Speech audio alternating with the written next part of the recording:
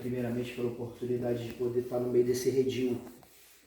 Porque como a palavra, né, você vê que ela vai se ligando quando o Espírito Santo está na direção, o Senhor tem manifestado aqui o entendimento e o conhecimento da necessidade da obediência, né, de pagar o preço, de estar separado diante de Deus, do caminho que verdadeiramente a porta é estreita.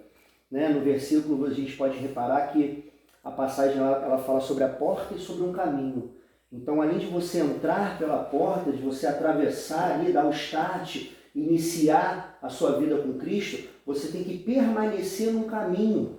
Né? Como o irmão leu agora em Hebreus 3, falando que se retiverdes firmemente até o fim. É um estado, como a gente estava estudando aqui no outro dia, um estado permansivo, que estava na explicação do estudo e tal, que é um estado de permanência. Tanto que a palavra crer, né, ela tem o sentido, ela é um verbo, diferente da fé simplesmente sozinha, que é um substantivo. E o verbo ele tem a ideia de ação, ele está em movimento, algo que é diário, que é constante. Né? E mediante a isso também o Senhor me tocou até de uma palavra que o Senhor me trouxe ontem no culto. Eu tinha pedido até outra palavra, mas o Senhor me incomodou e me confirmou de trazer dentro do mesmo versículo de ontem. Amém. Em 2 Timóteo, uma palavra pequena, mas profunda demais. Aleluia. A palavra do Senhor, ela verdadeiramente, ela tem a receita do bolo de Gênesis e Apocalipse. Basta nós querermos, nós nos entregarmos, né? Como o irmão citou aqui também em 1 Coríntios 2,14, se não me engano, fala: o homem natural não compreende as coisas de Deus e nem pode entendê-las, porque são compreendidas de forma espiritual. Aos seus olhos parecem loucura, né? Uma visão, ela é totalmente contraposta à outra. Mas no momento que decidimos, pelo livre-arbítrio que nos foi dado, em renunciar à carne, em buscar o conhecimento, em permitir a luz da palavra, que é o próprio Cristo, que é a própria verdade, limpar aquilo que impedia a gente de estar enxergando, né? O que hoje nós, pela misericórdia, um privilégio enorme, temos consciência, nós determinarmos de agirmos de acordo com essa consciência, para que então a gente possa viver esse sobrenatural. Na sequência fala, né, em 1 Coríntios 2, fala: e o que é espiritual discerne bem tudo, e ele de ninguém é discernido. Né? Porque as trevas realmente não tem como compreender a luz. Isso traz a nossa consciência o tamanho do privilégio que é podermos estar aqui. Nada é por acaso, nada é coincidência, tudo tem uma ligação, tudo está na perfeição do Criador. Né, como a própria palavra diz, todas as coisas competem para o bem daqueles que amam a Deus. E amar a Deus, eles são chamados pelo seu decreto. E amar a Deus é renunciar à própria vontade para fazer a vontade do Senhor. É estar no cansaço, é estar na vontade de distrair, de ligar uma TV, do corpo que tem a natureza carnal, da preguiça, da reclamação, mas já pela consciência adquirida em Cristo, procurar estar aprovado diante de Deus, renunciando à preguiça, à procrastinação, buscando ser verdadeiramente espiritual nessa terra, separado do mundo, para que a gente possa não estar escantando o banco, né? Como diz o bordão, passa a vida inteira escantando o banco, porque não tem o crescimento diante do Senhor. O Tadeu, irmão, comentou agora aqui, fez 1 ano agora em março, que o Senhor se apresentou a ele, e ele enxergou a luz de Jesus e começou a buscar, mas quem vê o Senhor usando esse varão aqui, parece que tem 20 anos na presença de Deus. A forma que ele já maneja a palavra, mas por quê? Porque houve a mudança através de se entregar a Jesus. Tomada a força, né? O reino dos céus é tomada a força. Exatamente. Essa força de quê? De renunciarmos à própria vontade para satisfazermos a vontade de Deus. Como Paulo trouxe na palavra, né? Não vivo mais eu, portanto Cristo vive em mim. O meu CPF, o meu RG, o Felipe, fulano de tal, que tem os próprios desejos, os próprios projetos, os próprios sonhos, abdicar da própria vontade para satisfazer em primeiro lugar a vontade do Senhor. Esse versículo aqui em 2 Timóteo narra isso de uma forma maravilhosa, profunda, profunda demais. 2 Timóteo 2,15.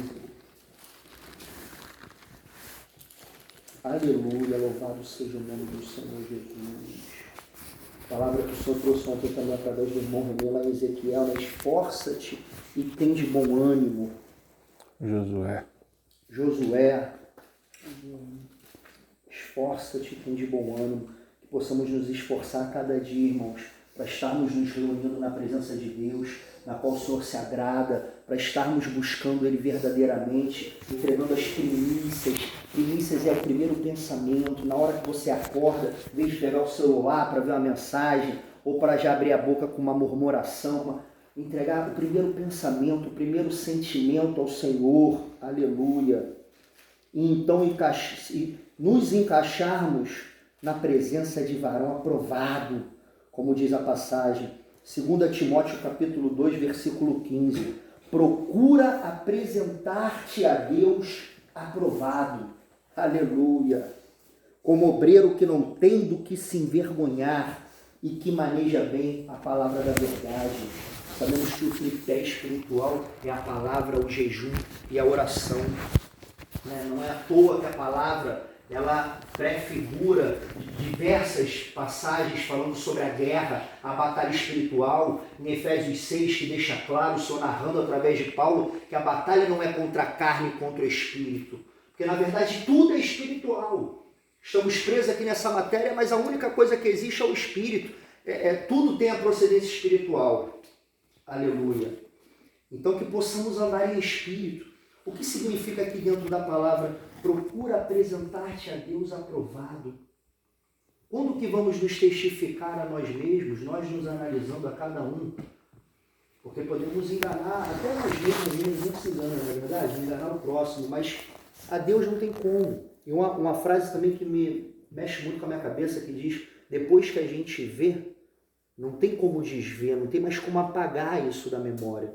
E uma vez que já nos encontramos com Cristo, já caminhamos, já conhecemos a verdade dele, que possamos nos entregar verdadeiramente, né? Nos analisarmos mediante a luz da palavra, porque a luz da palavra é que descobre o erro, que descobre o engano, é que testifica se você realmente está no caminho, é que regula, reajusta a sua rota para que você esteja agradando ao Senhor verdadeiramente.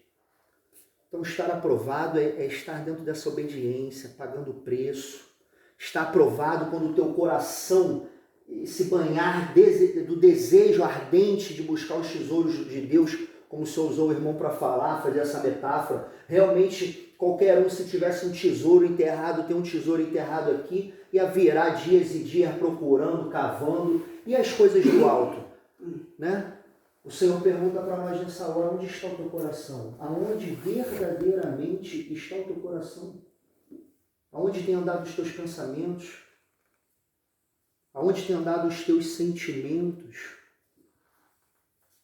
A sensação da dificuldade vem muito também pela nossa falta de obediência, pela nossa falta de alimento.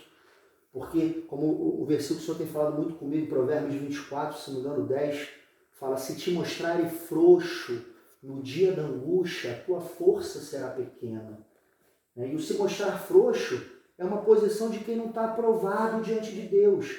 Porque se você permanece na presença, a palavra diz, aquele que permanecer na minha palavra, esse verdadeiramente será meu discípulo. Então, se você permanece, no estado presente, dia após dia, não se abalando com as coisas do mundo e se alimentando das coisas do Senhor, o dia da angústia, quando ele chega, o dia da tentação, a hora daquela fraqueza, porque a gente olha por fora, mas só Deus sabe o íntimo do teu coração. Cada um tem sua dificuldade, tem seu calcanhar de Aquiles, tem suas tristezas, suas histórias, seus traumas, suas feridas, mas devemos nos mostrar alicerçados, enxertados na videira no dia da angústia, para que a nossa força que provém de Deus seja grande e não venhamos a tudibiar em dois pensamentos, mas permanecer fervorosos na presença do Senhor. Aleluia. Que essa palavra ela possa estar penetrando no coração de cada um, assim como vem falando fortemente na minha.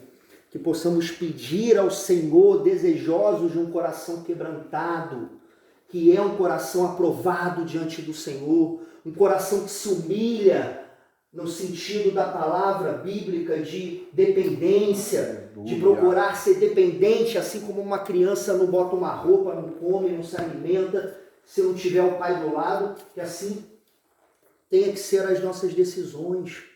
Senhor, para onde vou? O que Tu queres de mim? Aleluia, para que possamos verdadeiramente estarmos aprovados, para que verdadeiramente possamos reter firmemente a palavra do Senhor, a nossa salvação, até o fim. Aleluia. Que o Senhor possa se manifestar em nosso meio a cada dia mais. Porque não queremos só viver o da boca para fora, mas viver o sobrenatural. O Senhor mesmo nos deixou claro que poderemos fazer maravilhas maiores, iguais e maiores.